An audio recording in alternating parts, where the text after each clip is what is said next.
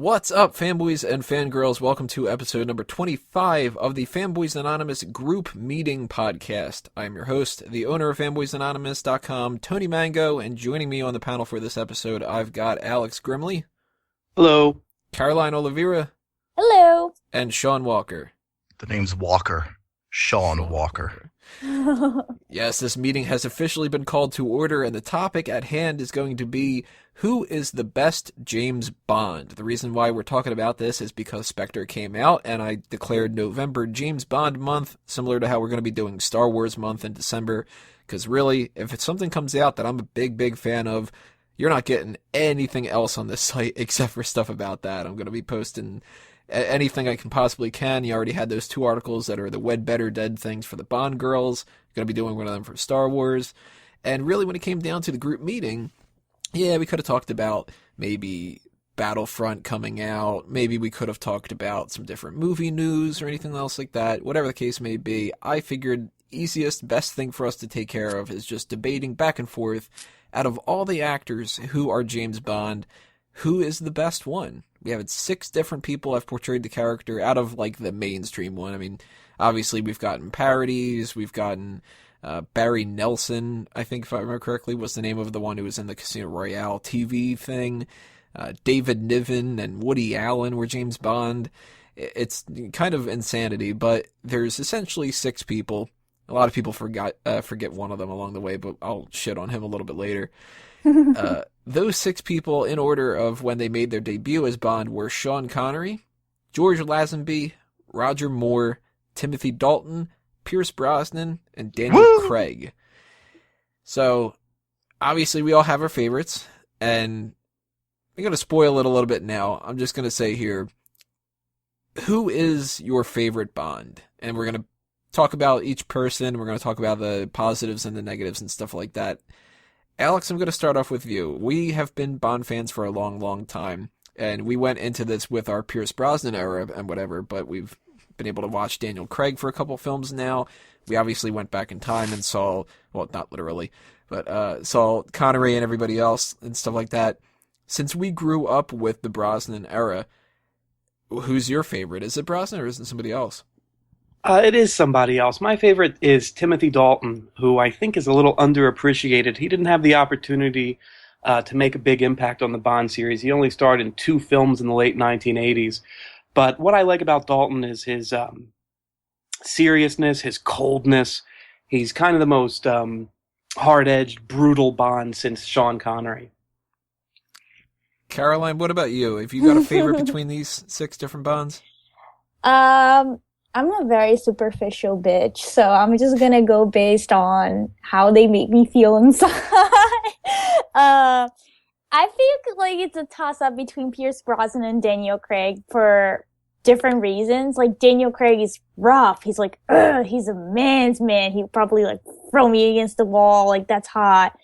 And Pierce Brosnan, he's like a gentleman. He's so sultry, and he's like, oh, delicious to look at. So that's like, yeah, guys, sorry. If you guys are looking for something smart for me to say, it's not gonna happen in this podcast. Well, to be fair, we are going to argue about who's delicious and who isn't. And we would be doing the exact same thing if we were talking about the Bond girls. Hence that Wed Better Dead thing where I'm just kind of like, yeah, she's hot, but she's hotter, and she's probably better in the sack and this kind of So we can't be hypocrites about this, you know. True. Sean, I know that you and I both agree that Ethan Hunt looks the best in Mission Impossible 2, but as far as the Bond series goes, what are you thinking? Who's the best Bond? Pierce Brosnan. Is that because of his deliciousness? Dude, the dude's got the hair, right? They all have hair. Well, except for Roger Moore at the end of his run. The quiff style look going on. GoldenEye, fucking fantastic film. So I actually have to go Dalton as well, and I've ranked them over the years in different ways and stuff like that, but Dalton is a guy that I do agree with Alex. I think that he is dangerously underrated when it comes to this. It's kind of ridiculous, actually, because I looked up some different polls, and he tends to be either last or second to last, tied with George Lazenby. And even when it came to a poll that I came across earlier where it said, if you had to hire one of the James Bond actors, who would you hire? And the difference between the two of them, there was 2.1% and 2.2%.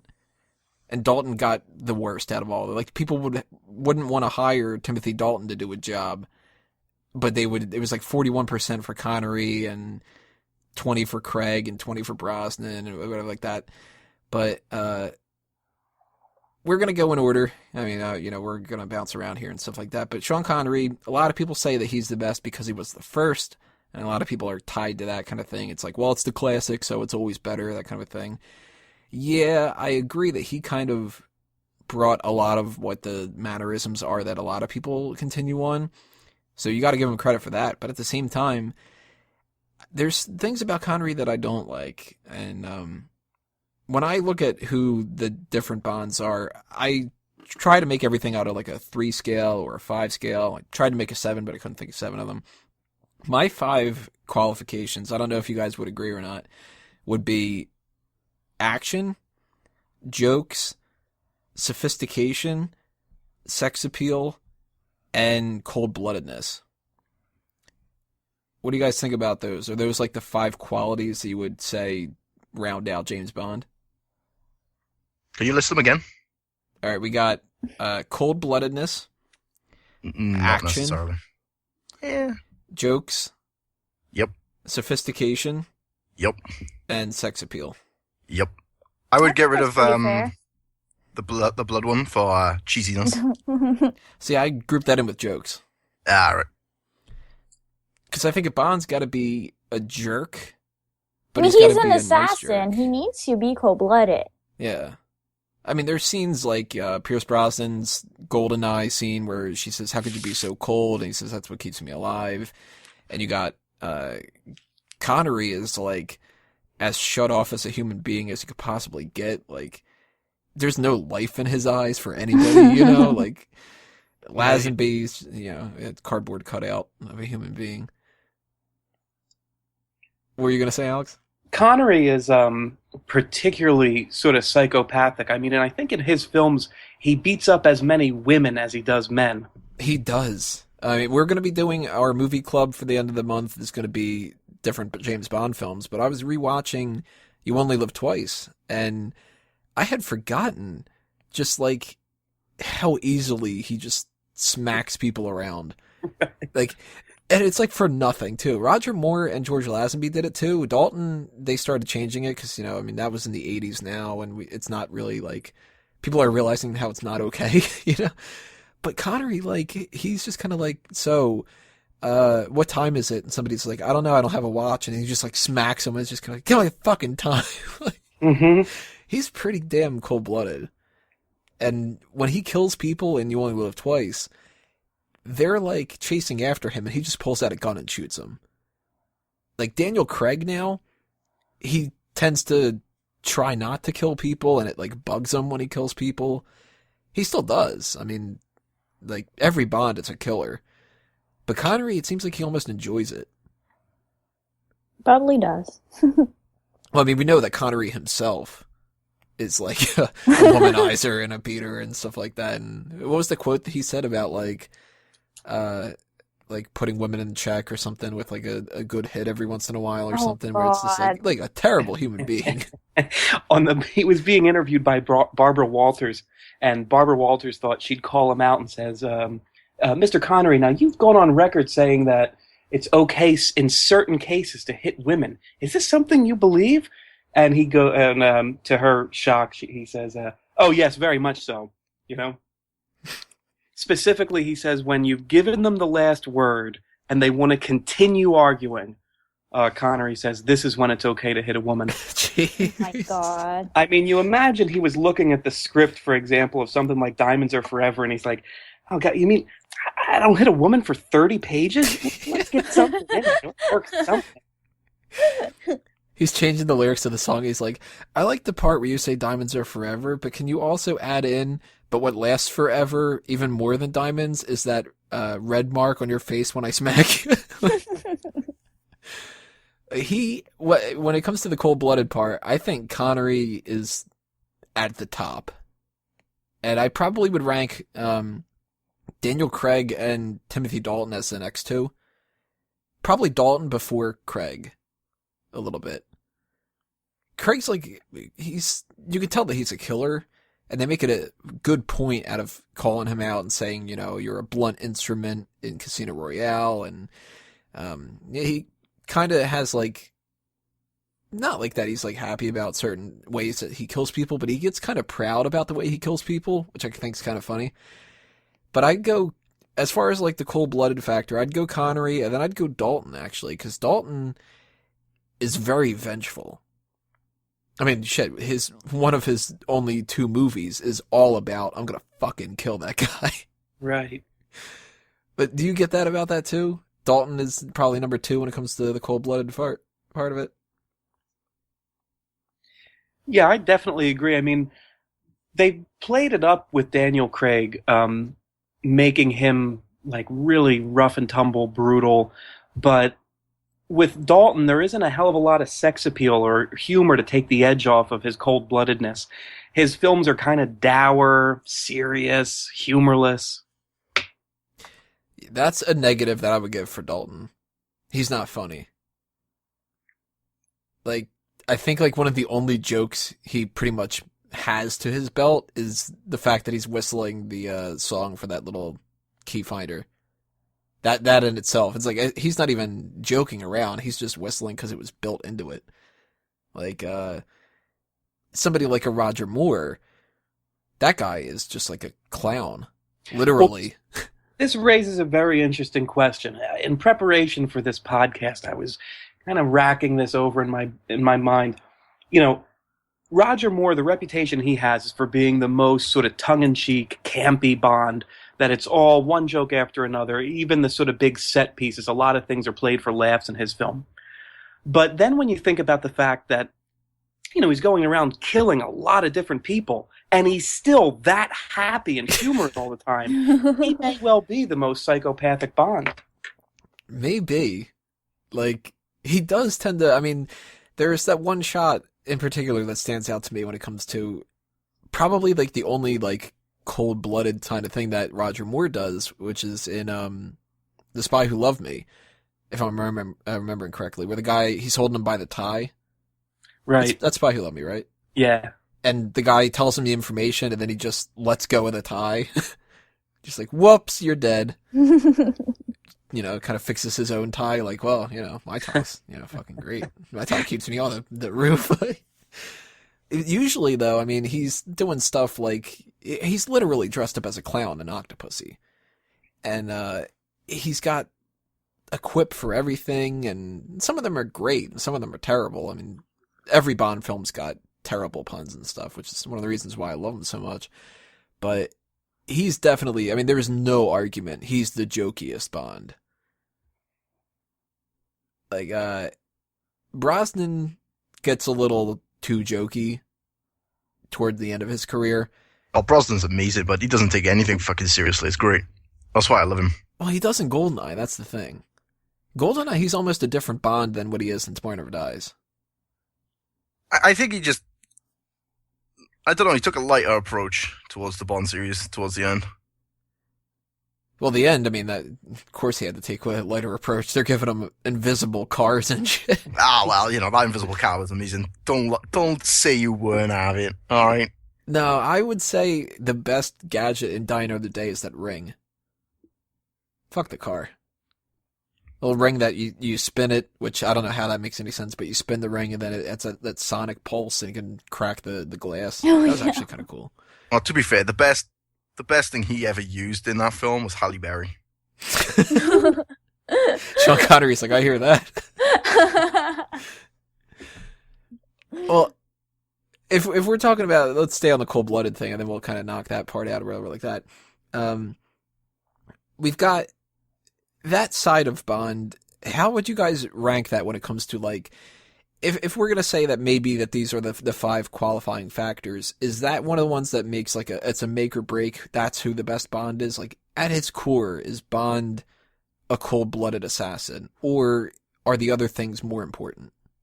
I think that's kind of hard to answer because nowadays, if you were to make him a true assassin, I think most people would have a hard time empathizing with him in a way. We kind of want that type of quality associated with villains more than our heroes.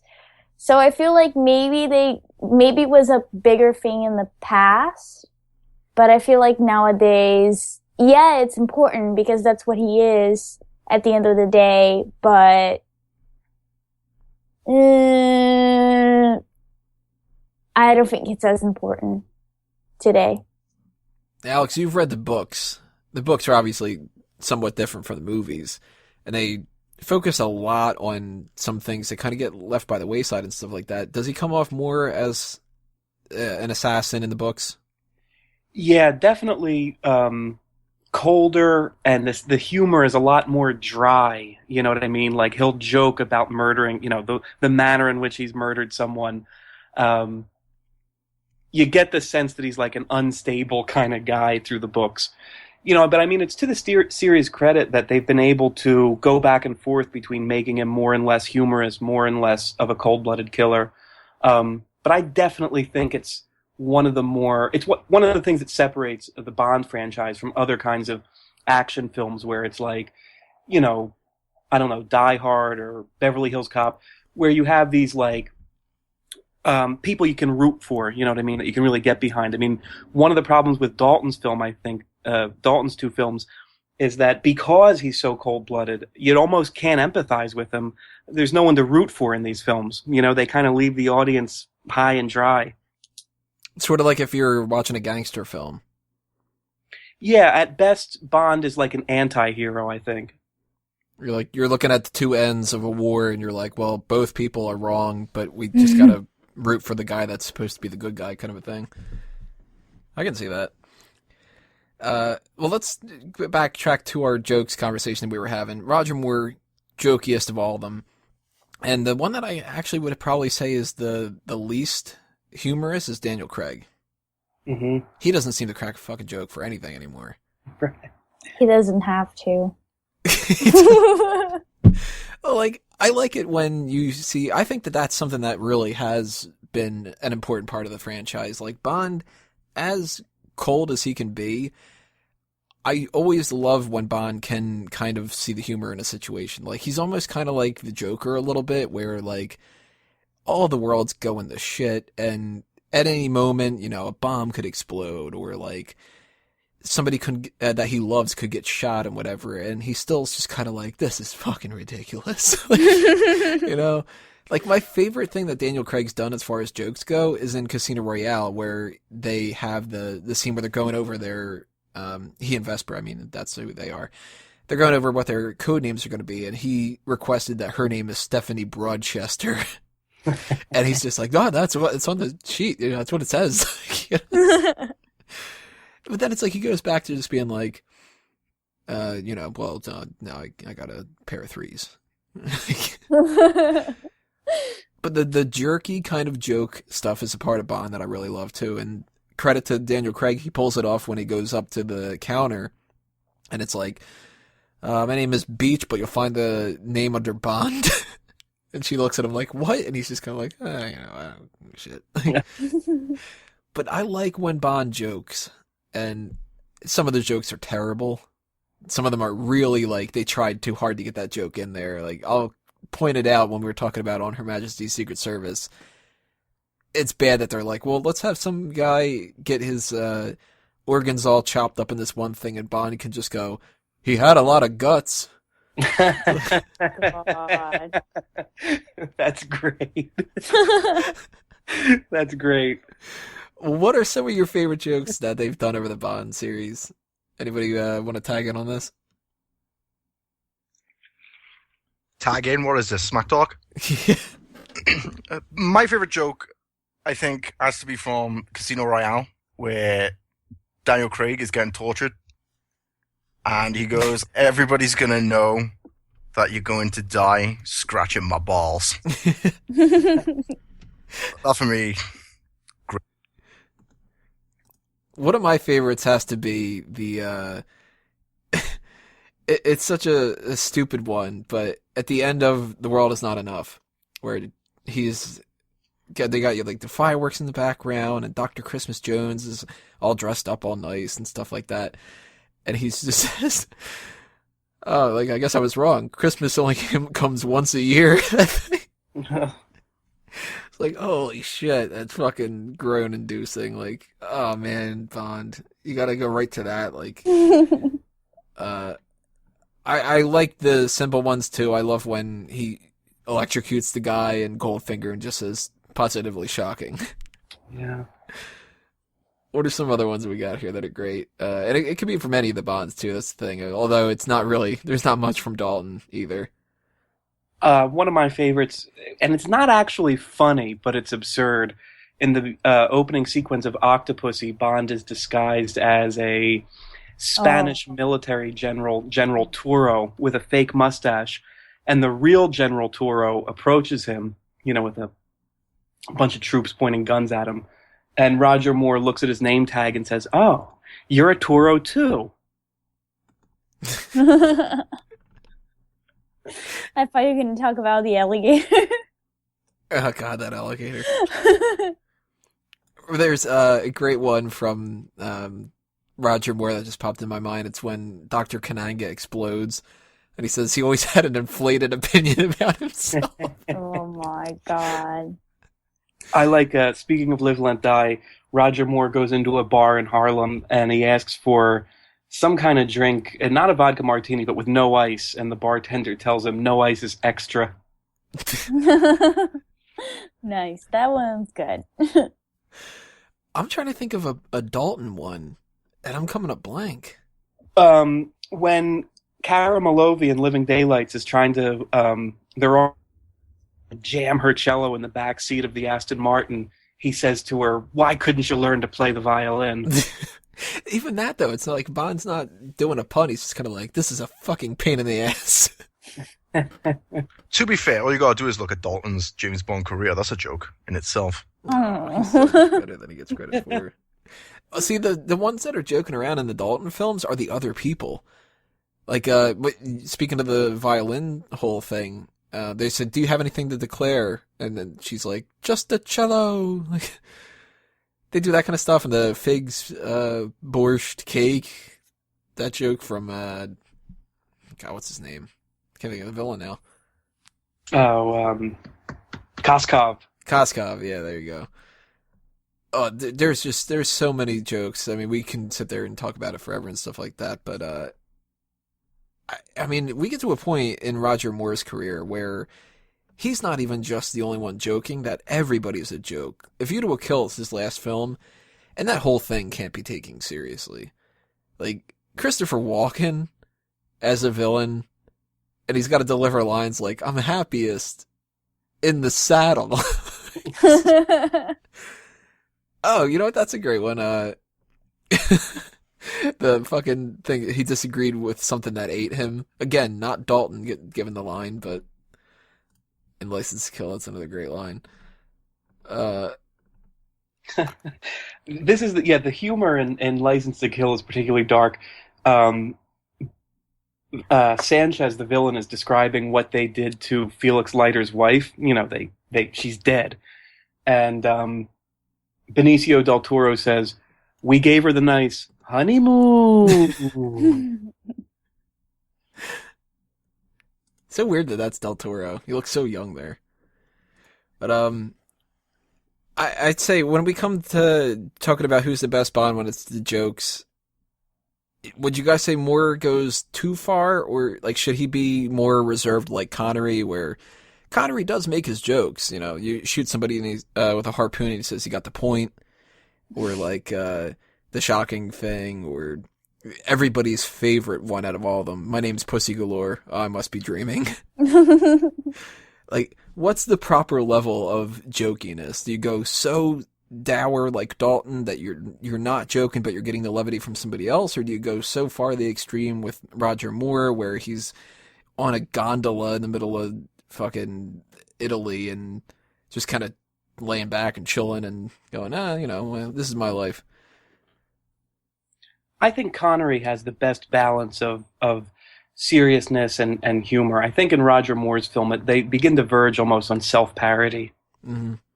And Yeah. Lazenby, I think, is too. But I for would- different reasons, wouldn't you say? It was, I don't know, because see, like, I would argue that Lazenby is trying to do his own thing, but he's also just trying to do Sean Connery, and Yeah, it's more of like a weird acting choice situation with him, I feel like. it's just weird. Like, so over the top. I just watched On Her Majesty's Secret Service again last night, Me too. and It's crazy. and I can't remember any jokes of his that made me laugh. Like that, I'm kind of Yeah. jumping ahead here. We're gonna be talking about this on the movie club. That movie is a fucking bore to me, and I can't stand it. But when you look at Lazenby as Bond, like, I can't think of a single thing to give him credit for that he's better than somebody else. Like the difference between like we're saying, like, Connery has a good balance between a lot of things. Daniel Craig is really good for certain things and stuff. What the hell is Lazenby better than anybody at? Mm, The accent. Before- The accent? No, I wouldn't even say the accent. Ew. Yeah. See, before Daniel Craig, I would have argued Lazenby has probably the best body. Like, he looks the most physically fit. Right. But Daniel Craig comes along and he looks like a fucking beast. You're like, all right, well, then there you go. Let's just kill Lazenby. Because Lazenby was a model beforehand, right? Yeah. I mean, when you think about where the series was, Connery, when Lazenby was Bond in 1969, Connery comes back in 1971. He's grossly overweight. They give him, he has his shirt unbuttoned in the beginning of Diamonds Are Forever and his hairy guts hanging out. Not a pleasant sight to see.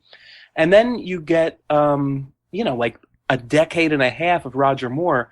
So Lazenby at the time was probably the most physical. He did a lot of his stunts himself, and when you watch On Her Majesty's Secret Service, I mean, the fights are really beautifully choreographed and edited. He's almost like a ballet. I mean, so I think he's got that going for him. Of course, the later Bonds, Brosnan and Craig, easily blow him out of the water in terms of like physicality and fighting prowess. But at the time, I think that would have been seen as an asset of his. Maybe, but you're right. I mean, Daniel Craig is bar none the best action star. Yes. Although, you know what? There's something about Craig's films that I don't like when it comes to the action. He's very hands-on and like a little bit too much. Like, like breaking stuff is the best. like that's kind of like his trademark, is that he like punches through walls and shit. Yes, I love that. Like, to like a ridiculous level. Like in Casino Royale, he busts through a wall, and yeah, it's a little bit construction, that kind of a thing. And then Inspector, he just goes like, "Oh, it's in the wall. Let me just punch the shit out of this." He's awesome. I like the action for Roger Moore's stuff when it comes to the jokey action stuff, and I like Sean Connery's action to a certain extent when it's like, I get the feeling with Connery's action that like, if somebody gets shot or they get stabbed or something like that, that it like every little bit really hurts. Like nobody gets shot, well, except for when they get shot and then they scream. Because there's instances where somebody gets shot and then they're gonna fall, and it's like bang, ah! You shouldn't be dead when you got shot, But Dalton's good for like, you get punched in the face, you're bleeding. And Craig's good for that, too. Brosnan, he was in GoldenEye. I'm not feeling it for those other three films. He's a little bit too, like, light on the action, I think. Because he's so pretty. Like, it's like, he doesn't really, no, like, really, like, it's almost like he's eye candy. That's all. Like, they don't want him to mess up his hair, almost. Like, that's how I feel when I watch his movies. And I like him, Sean. I'm not saying anything bad about him. Don't hate me. But I feel like it's really because he's just so nice to look at. I don't know. And he doesn't want to mess up the dude at all. Have you seen that dude? He's a very good-looking dude. Yeah. I think something that's weird about Brosnan when it comes to action is there's a recurring theme whenever he's, like, out of breath. I don't know if anybody else has noticed this or whatever like that, but in The World's Not Enough in particular, it's really noticeable. There's that shot where like he falls down, he's in the nuclear submarine or whatever. He just is like, kind of a thing. Like, just like, Yeah, I you can't- can almost imagine his wife on top of him, and he's like, Oh, don't be mean. Don't be mean. She's gorgeous. Wait, we don't know what she looked like back in '99 when they were filming that. Oh. I think it's safe to assume she was on her way. Oh. On her way in. Oh my god. Oh, Lord help us. It's not good. So if we talked the joke level and the cold-blooded level and whatever when it comes to the action, how far does that rank on the list of the importance for Bond? Like, is it okay that, say, Pierce Brosnan, he'd rather shoot somebody than the fist fight with them? Or is it better that, like, a Connery gets in the mix and, you know, tumbles around and stuff? I like to see him tumble. Yeah, me too. Break I li- shit. Break I like the balls. quick execution. I always prefer the gun, bang, bang. The gun, bang, bang. Mr. Gun, bang, bang. Obviously, the real lyrics for that are kiss, kiss, bang, bang, which brings up sex appeal. We know that we were talking a little bit about Brosnan there. Who's the least sexiest Bond?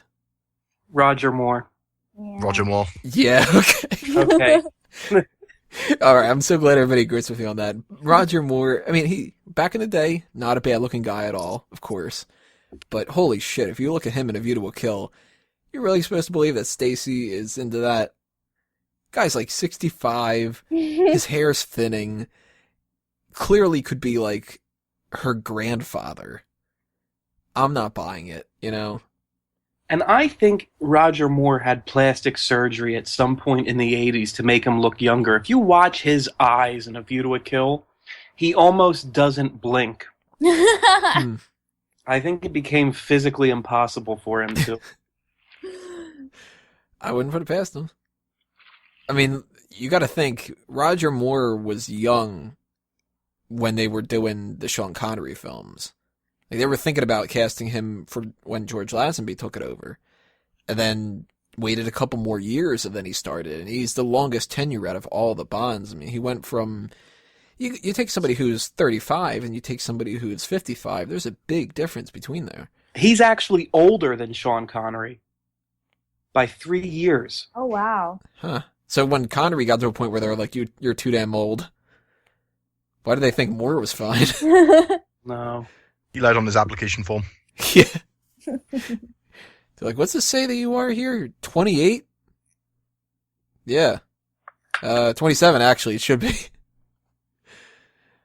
I don't know. I mean, I gotta say, Roger Moore, I don't get it. He's charming in a certain way, and that's kind of part of the sex appeal. It's not just your looks necessarily, but like, you know, you crack a joke, you get them on your side, that kind of a thing. Probably, I would say the second least option when it comes to charm and stuff like that. It's between Dalton and Craig, and it's probably Dalton. We're Definitely talking about Craig. sophistication? Now, sophistication, that'll be coming up next. Oh. But Dalton, he's not a very, like, at least with Daniel Craig, like, he's got a better body on him, and I'm sure that Caroline would attest to this. There's that bad boy factor, kind of. Yeah, of course. That's just his whole... He has a presence that is just like... He doesn't have to... He's not a good looking beautiful. man. Yeah, he's not like normally like somebody you consider handsome, but there's something about him that is just like, oh my god, he's hot. It's just the way he carries himself, I think. On just pure face alone, how would you rank the Bonds, Caroline? Oh, just face? Yeah, just face, not their attitude or nothing. Okay, so in that case, Pierce Brosnan would be number 1. Okay, I agree. Damn fucking A. I'm looking at the pictures now. I would personally go probably Lazenby number 2, Connery number 3, Dalton 4, Craig 5. I think Dalton's better looking than Lazenby. Lazenby just looks like a potato a little bit. Yeah, Lazenby's got a round face and a butt chin. And I'm not saying there's anything wrong with butt chins. Right, but I was just gonna say nothing wrong with that, but You it's are an just ass guy. like meh. I don't know. Then I guess Sean Connery, Lazenby. No. Sean Connery, Daniel Craig, Lazenby, and then Roger Moore. Now, if we were going to go with like the charm aspect of it, as I was saying before, Timothy Dalton, not that charming. I mean, there's that one little thing when you watch the special features and stuff. Carrie Lowell, or is it Lowell? I think it's Lowell, right? Yeah. She's talking about how they're filming the kiss scene, and Dalton's telling her on, like, you know, they're kind of like taking a break and whatever, and he's just going, so when you kiss me, you want to do it this way. Oh my god. Just a real pompous jerk about it. yeah, well, keep in mind he was Shakespearean trained, so pompous indeed. But he doesn't strike like me. it. He doesn't strike me as like the charming type all that much. Like most of the time when he's betting a woman in these films, it's just kind of like it's the bad boy kind of thing.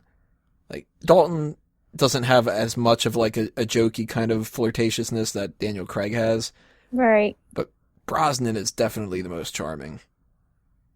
Yeah, I agree with that. I'm not mad at that. And I don't think that Connery's all that charming. Yeah, no, not Can I really. just say Well, something about his accent that relates to charm for me? And Tony knows this, but I have a problem with the word sensational a lot. I hate that word. And I feel like if he said that word, it'd be sensational, and I just can't deal with that. And to me, that just Sensational. takes major points of charm. Even though you haven't heard him say it. It makes sense in my head, though. I Has he swear. said sensational in any of the movies? I don't remember him saying that. Probably I- not, but he would think he say does. sensational. Sensational. Sensational. Sunshine. Ah! You know the thing that I Shocking. didn't like about Sean Connery was his hump. I don't know why, but he was always hunched over in that film Yeah. that I watched the other day. You Only Live Twice. He is hunched over quite a bit in that. Quite a bit. He's always hunched over. I was like, Jesus Christ, dude, you're either really tall or you gotta like hunch yourself to make yourself look smaller. But Well, he was Jesus in Japan. Christ. He was bowing a lot in Japan. He got used to it. Sophistication is the other thing. And that's actually something that they don't have for all the Bonds all that much. I mean, in the books, from what I know and whatever, and Alex can attest to this too, there's a lot of focus on, like, that Bond likes black coffee and the certain type of caviar. And the Bond films, they do essentially use this kind of stuff. I mean, every once in a while, Bond will talk about, like, the perfect temperature for a bottle of wine, or I mean, there's that line in You Only Live Twice where he says about the temperature for the sake, and Tanaka says, you know, oh, you're pretty cultured for an Englishman, or whatever it is. So Bond has this 50-50 thing, and I kind of I'm curious what you guys think. There's two approaches, it seems, when it comes to Bond. Either Bond is very sophisticated, you know, he's a world traveler who knows tons of languages, and he can spot the difference between, like, well, you know what, like, I could tell that you weren't a good dinner host because the angle that you put the fork is off on the wrong side, kind of a thing. Or you got the Daniel Craig Bond where Vesper points out and she's just like, you're wearing a watch that's really expensive, but you hate it, don't you? Because you're not somebody who was born in wealth. And, you know, you wear the suit, but you wear it with disdain because it's just like, it doesn't feel right to wear a suit. And Well, looking Do at you guys- Daniel Craig, it's easy to see why in it. Stop But it. do you guys- He's so hot. do you guys think that Bond should be sophisticated, or should he be fake sophisticated? Sophisticated. I think it makes sense for him to be sophisticated, but oh my god, there's just something so sexy about a guy that is like, he has a hard time pretending to be something that he's not. And if he's not sophisticated, he can wear the clothes, but it just doesn't come through. I think that's so hot too. Like, I don't know. I'm very biased. I don't really count. What do you think, Alex? It's not too high on my priority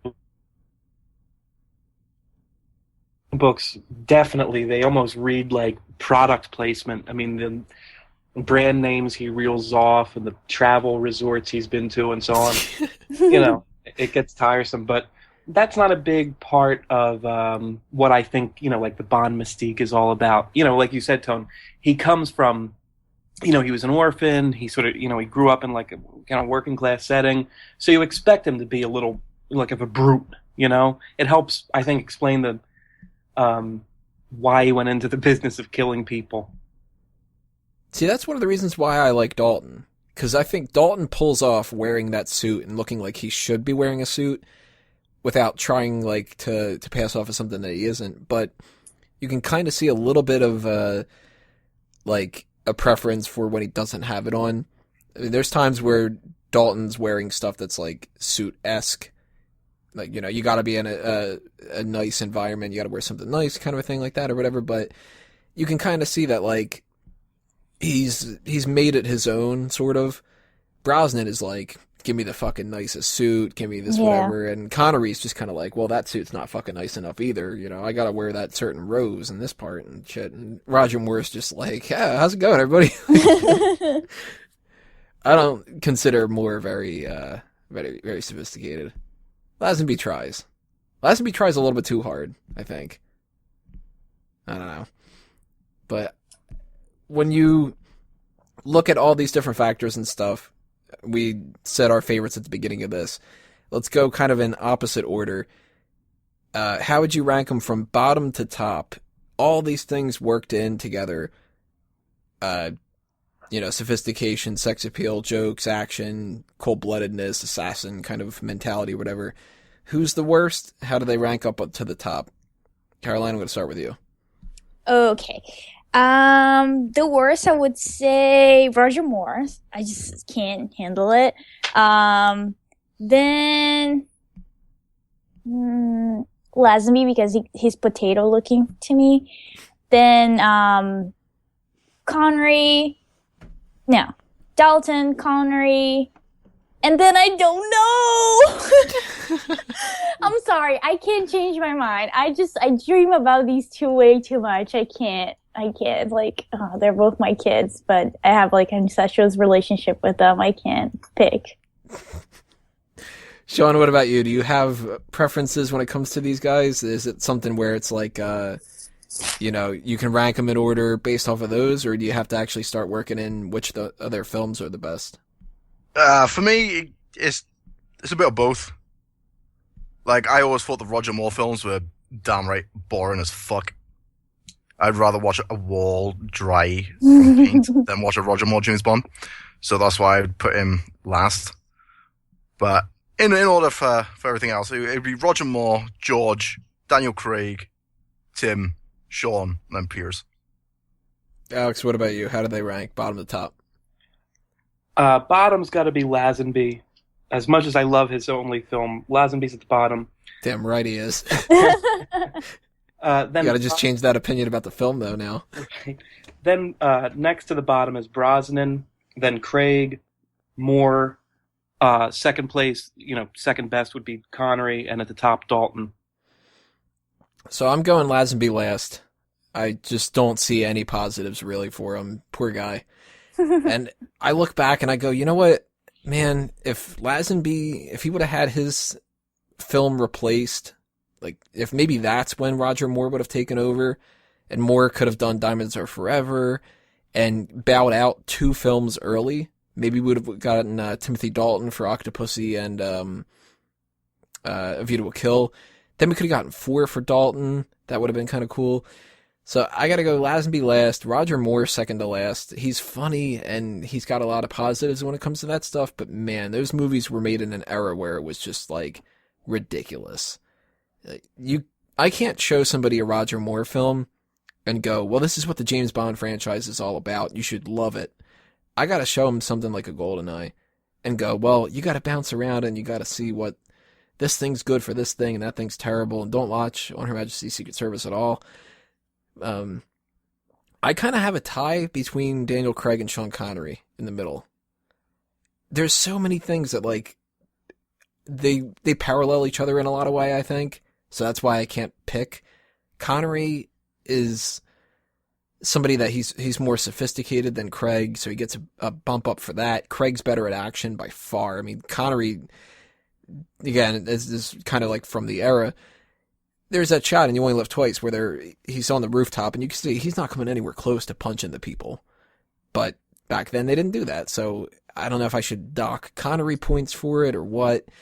And he's in movies that are more boring and stuff, so I feel bad putting him lower than Craig. So I guess if I had to, I'd put Craig down at number 4 and Connery above him. But Craig and Spectre is the best that I think we've seen Craig. So you asked me a couple months ago, I would have ranked him worse, but now I don't know for sure. But Pierce Brosnan, I give him number 2. And it's mostly because I really, really like how, out of all the Bonds, Brosnan's somebody that I can trust to be the good guy the most. It's because of the hair. It's probably the hair. I mean, But Dalton's number 1 for me still. I mean, he's somebody, he lacks a little bit here and there and stuff like that. But if I'm going to trust somebody who is a cold-blooded killer, I buy them with action, and still kind of makes me laugh every once in a while, but not to a ridiculous level and stuff. Dalton's he's underrated, and maybe I like rooting for the underdog a little bit too. So Dalton gets my number 1, and we all went through this. Yeah, we did. So I guess that kind of rounds us out here. I mean, is there anything else anybody wants to bring up when it comes to their arguments of who the best Bond is and where they'd like to see the franchise go in the future?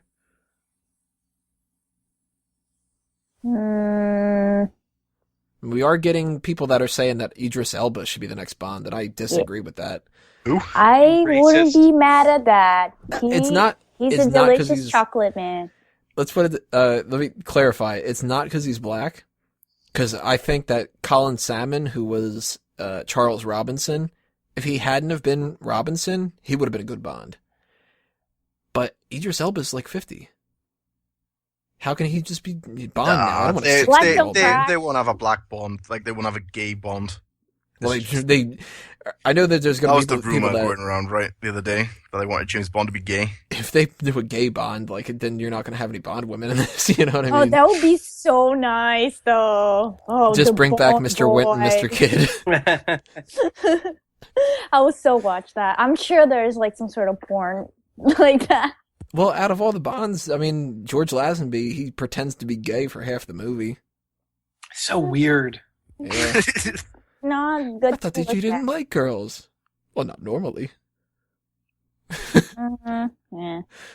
I'm hoping they'll bring in an American Bond, a Jimmy Bond. Good old Jimbo Bond. Jimbo.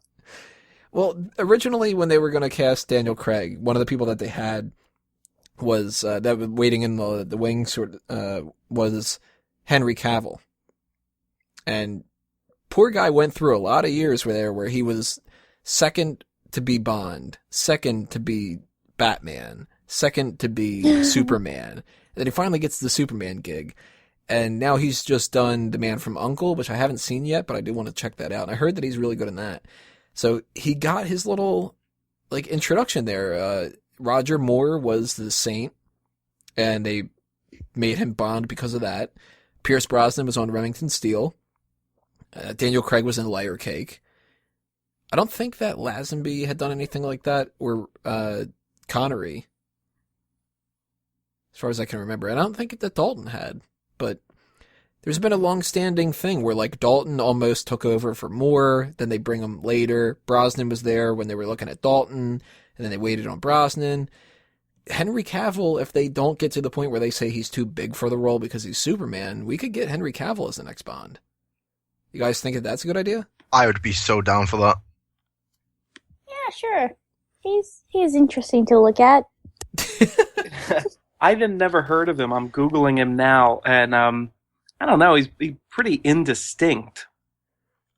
What do you mean? He just doesn't look like a. He looks very like a very generic, handsome brunette guy. Isn't that kind of a good thing, though? He shouldn't have, like... It is if you're playing Clark Kent. Yeah. Right, exactly. No, but some of the better Bonds, like we were saying about Dalton and Craig, I mean, they have this kind of, like, unusual sex appeal about them. So do you have anybody in mind that you can think of that could be a good Bond? I would like to see Clive Owen. He's too old. No, he's not too... Isn't he like 50 now? Clive Owen, 42. yeah. 42, yeah. 42 is too old to start. You got to get somebody who you can get for at least 3 to 4 Bond films, maybe 5. And if you figure every 2 to 3 years for a Bond film, you got to go a 10-year kind of mark. And I think you go 35. Something like that. Because a 45-year-old Bond, he can still pull it off. Maybe a 50-year-old Bond kind of thing. But 42... No, Clive Owen right now, just double-check. 51 years old. Yeah, but look, he's very, very young looking. He's not that young looking. Have you seen the pic lately? Granted, he's wearing makeup there, but still, like, he looks... He's not very attractive looking right now. Clive Owen, to me, strikes me as the type of guy that he should be another 00. Like, I would love to see him be like 008. Because they've never put 008 in any of the movies. Or maybe have him be a villain in it. Yeah, he would be a Yeah, very good villain villain. would be nice. Another top contender that for Bond, I think, would be Ricky Gervais. Yes. Now, I'm going to throw a name out there. I want you guys to Google him if you don't know him. And ignore that he has a mustache all the time, because Bond's not going to have a mustache, you know. Luke Evans. Evans. He was in the Hobbit films that had just come out, and he was in Dracula, and I don't remember what else he's in or whatever like that, but I was looking at him maybe like a year or so ago, and I was just like, that guy would be a good Batman. But then I started thinking about it, and I'm like, you know what, though? That guy could be a good Bond. It's a shame Colin Firth is like 55. Oh, he was good in Kingsman. That fucking he was good in Kingsman. But I look at a Luke Evans and I go, you know what? He's at 36, 35, something like that right now. He looks a little like weather beaten. Yeah. Looks good in the suit. Looks good in his suit. He's got a nice smile. He's got the accent. And the movie that I had seen him in was the Hobbit films. He plays a good guy and whatever, but he kind of plays like a jerk of a good guy. So it's just like, you know what? He might be able to pull off being like the type of Bond like a Dalton, or maybe like a lighter Connery kind of a thing where it's like he's an ass. You know, like the type of guy where you're like, God damn it, like he's being fucking rude here. That kind of a thing. I'd like to see him take it. Sorry. Go ahead. I definitely prefer Luke Evans over Henry Cavill. Yeah. Luke Evans seems to have an edge to him that Cavill, I don't think he does. He looks too clean. He's too he has that good boy image, I think. he's a good boy. He's a good boy. He's going to pet him, give him a treat. Who's a good boy? Who's a good Nothing habit? wrong with that. Come here, Henry. Come here. Aww. One more possible Bond I expect no one to agree with, but I am serious about, is Vincent Cassel. Oh, he's way too old. He's a villain, dude. He would be such a good Bond villain.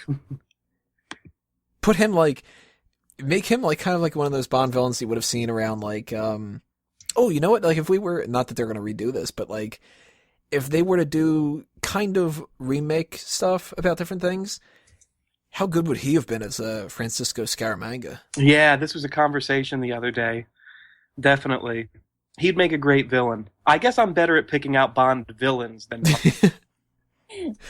Well, there's a lot of people that could be Bond villains, and I mean, we could always have their little discussions about like who could be a good Bond villain compared to certain other people and stuff like that. I mean, I had a list at one point that was going where I was thinking of like Richard Armitage could be a good Bond. And now I don't really know about it all that much. But Ewan McGregor at one point was considered as a possible Bond. I don't know about that. No, yeah, I'd have to get rid of the Scottish accent. Yeah. Well, like, that's okay if they do a Scottish guy, you know. Nope. Oh, actually, this is another guy that I had written down. And I'm not even going to try to pronounce his name because I know I'm going to get it wrong. But, what the hell, I'll try to pronounce it, but I'll post it in our little chat here so everybody can Google him. I think it's Emrys Cooper. Might be Emrys. But I had seen him on an episode of Person of Interest, and he played like a spy who was in MI6 and went against the went against the grain and stuff like that. And that guy looks like the type of Bond kind of guy. A little bit too much of like a pretty boy to an extent, but another pretty boy, yeah. I mean, if we were thinking about like an African American Bond from England, I mean, well, he's not African American. He would do terrible at that. would he make a good Bond? Who? Who are you talking about? Barkhad Abdi from Captain Phillips. He was the captain now. The guy with the messed up teeth? Yeah. Because think about it. Aw. He's already a commander, okay? One qualification off the bat. And he's an African American guy from England. One last person that I had written down as somebody who I could have seen back at a different time frame, but now he's too old. Now I'd love to see him as like either a villain or maybe like a 005 who's been around longer than Bond, and he's just kind of like, you know, you're that fucking reckless kid kind of a thing. Is Ray Stevenson. If you don't know who Ray Stevenson is, if you've seen Thor, he's oh my god, I can't think of his character. He's the big round red-headed guy. Yeah, it's not Fandral. Fandral is the blonde. Volstagg, I think is his name.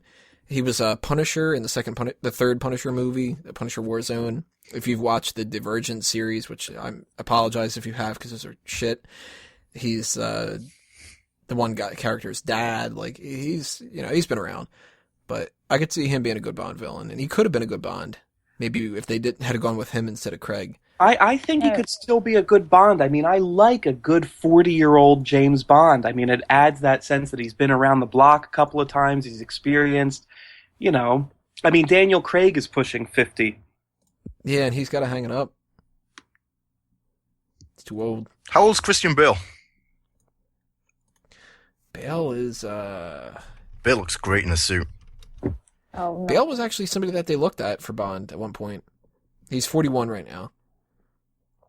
But I think that the quote, I mean, don't quote me directly on this because not a direct quote or whatever, but I think when they were talking about Christian Bale, Barbara Broccoli was just kind of like, yeah, but did you watch American Psycho? He wouldn't kill somebody with a gun. He'd kill him with a chainsaw. Exactly. That's all I would think about if he was James Bond.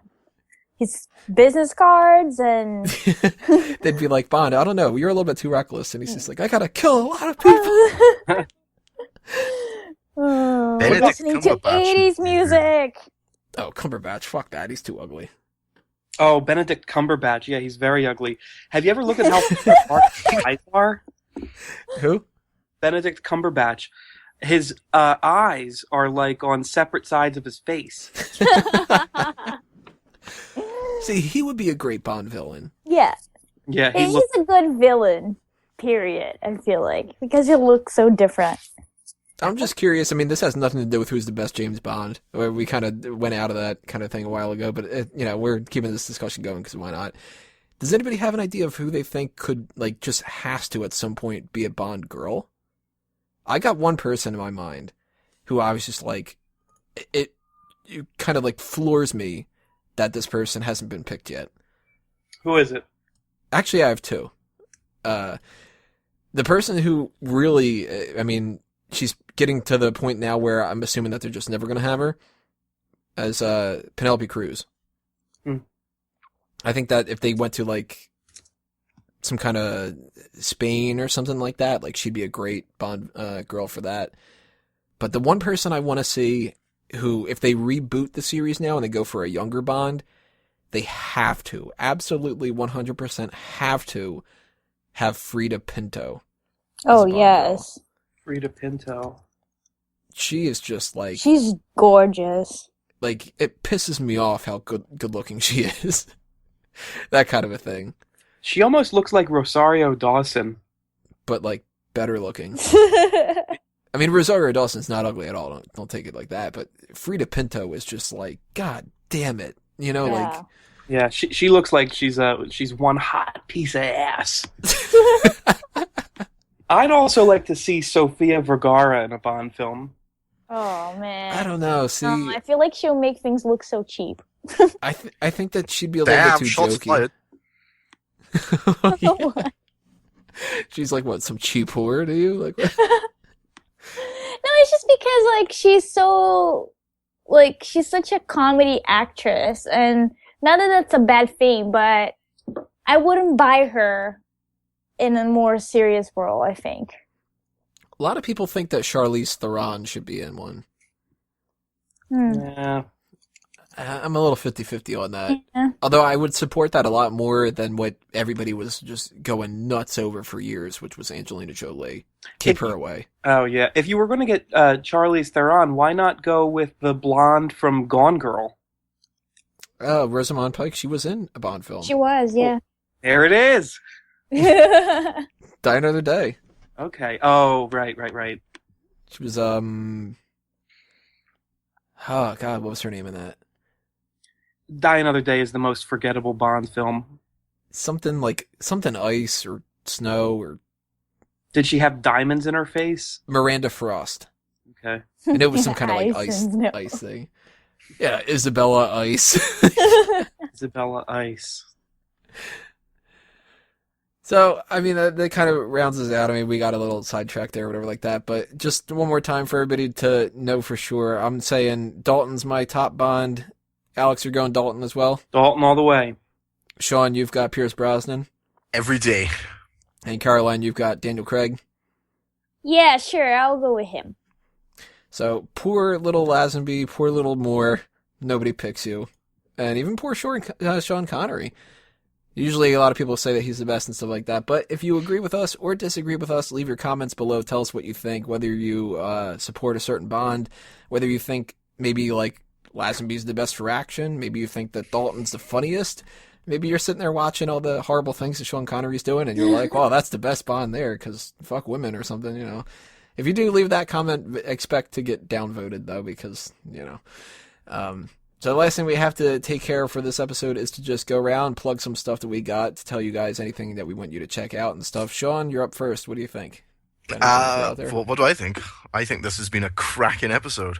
But if you want another cracking episode, then check out episode 6 of Premier Pals over on facebook.com/Premier Pals or the Twitter where you can find the video to said Premier Pals. I can't say Premier Pals enough. Premier Pals.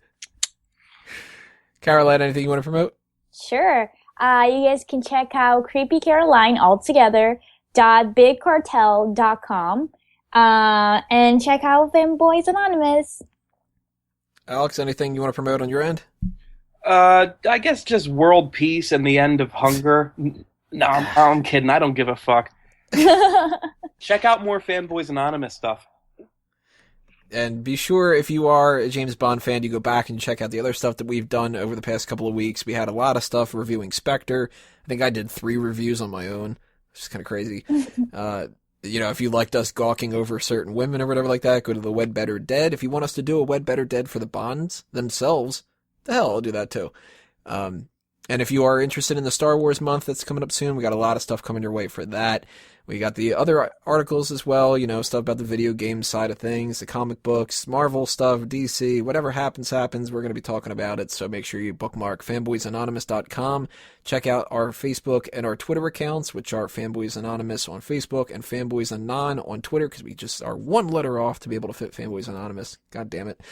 And if you are listening to this on YouTube, make sure you subscribe, make sure you make sure you share, favorite, follow, pass this along to your friends and family on social media and all that. If you are listening on iTunes and Stitcher, then, hey, you don't have to do as much work, but you should leave a comment, leave a review, boost us up a little bit, share it, pass it along to everybody like that.